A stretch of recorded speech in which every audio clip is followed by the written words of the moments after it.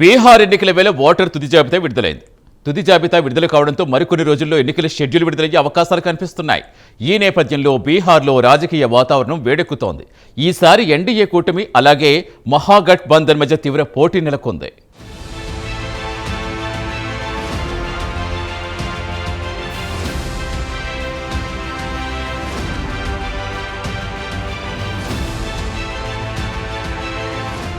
Bihar voter తుది జాబితాను ఎన్నికల సంఘం విడుదల చేసింది. ఓటర్ జాబితా ప్రత్యేక సమగ్ర సవరణను పూర్తి చేసిన నేపథ్యంలో తుది జాబితాను ఈసీ విడుదల చేసింది. ఈ ప్రత్యేక సమగ్ర సవరణే సర్ ప్రక్రియగా రాజకీయ వర్గాల్లో పాపులర్ అయింది. ఇదిలా ఉంటే జాబితా ప్రత్యేక సమగ్ర సవరణకు సంబంధించి అనేక అభ్యంతరాలు వ్యక్తమైన సంగతి తెలిసిందే. ఈ అభ్యంతరాలన్నింటినీ పరిగణలోకి తీసుకున్న తరువాతే ఓటర్ తుది జాబితాను ఎన్నికల సంఘం తయారు చేసింది. అయితే దీనికోసం ఎన్నికల సంఘం పెద్ద ఎత్తున కసరత్తు చేసిందనే చెప్పాలి.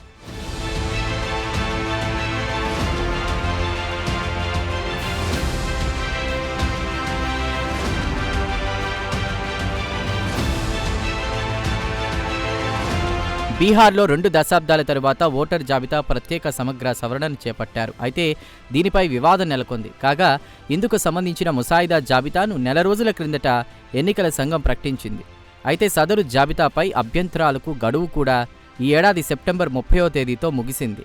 ఈ నేపథ్యంలో ఓటర్ తుది జాబితా విడుదలైంది.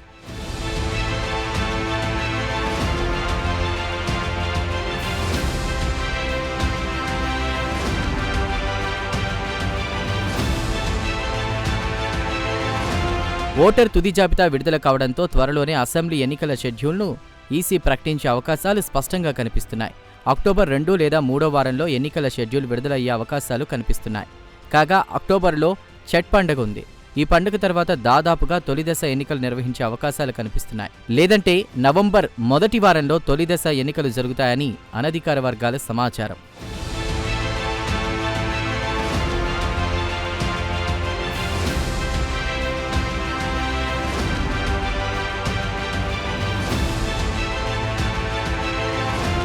కాగా ప్రత్యేక సమగ్ర సవరణ తరువాత బీహార్ ఓటర్ జాబితాలో ఎన్నికల సంఘం అనేక సవరణలు చేసింది. భారీ సంఖ్యలో ఓటర్లను తొలగించింది. ముసాయిదా జాబితా ప్రకారం సర్ ప్రక్రియకు ముందు బీహార్లో 7.89 కోట్ల మంది ఓటర్లు ఉండేవారు. కాగా వీరిలో 65.63 లక్షల మంది ఓటర్లను ఎన్నికల సంఘం తొలగించింది. వీరిలో మరణించిన అలాగే నకిలీ పత్రాలు సమర్పించిన వారున్నట్లు ఈసీ వెల్లడించింది. కాగా సర్ ప్రక్రియ కింద కొత్త ఓటర్ల పేర్లను కూడా సదరు తుది జాబితాలో చేర్చినట్లు ఎన్నికల సంఘం పేర్కొంది. ఈ నేపథ్యంలో కేంద్ర ఎన్నికల సంఘం అధికారులు అక్టోబర్ 4, 5 తేదీల్లో బీహార్కు రానున్నట్లు సమాచారం.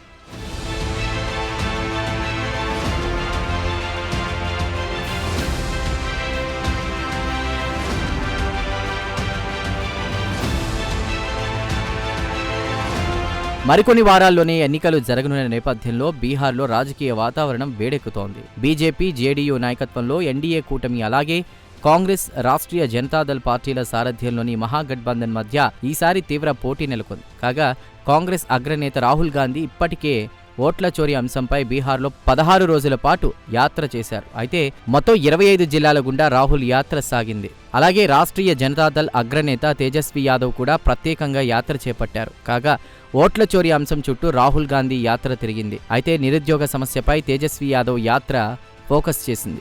అలాగే శాంతి భద్రతల సమస్యపై కూడా తేజస్వి ప్రత్యేక దృష్టి పెట్టారు. మొత్తం మీద నితీష్ కుమార్ నాయకత్వంలోని ప్రభుత్వంపై ప్రజల్లో వ్యతిరేకతను పెంచడానికి ఈ ఇద్దరు నేతల యాత్రలు తోడ్పడ్డాయని చెప్పొచ్చు.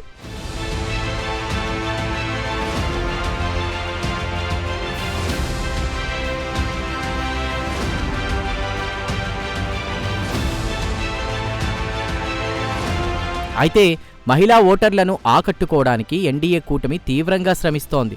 ఇటీవల ముఖ్యమంత్రి రోజ్గార్ యోజన పథకం కింద లక్షలాది మంది మహిళలకు ఆర్థిక సాయం చేసింది నితీష్ కుమార్ సర్కార్. ఒక్కో మహిళా బ్యాంక్ ఖాతాలో 10,000 రూపాయల నగదును జమ చేసింది. అలాగే అక్రమ చొరబాటుదారుల అంశాన్ని కూడా ప్రధాని నరేంద్ర మోదీ ఎన్నికల ప్రచారంలో పెట్టారు. చివరి అక్రమ చొరబాటుదారుడు బీహార్ నుంచి వెళ్లేంత వరకు తమ సర్కార్ ఊరుకోదని ప్రధాని నరేంద్ర మోదీ హెచ్చరించారు.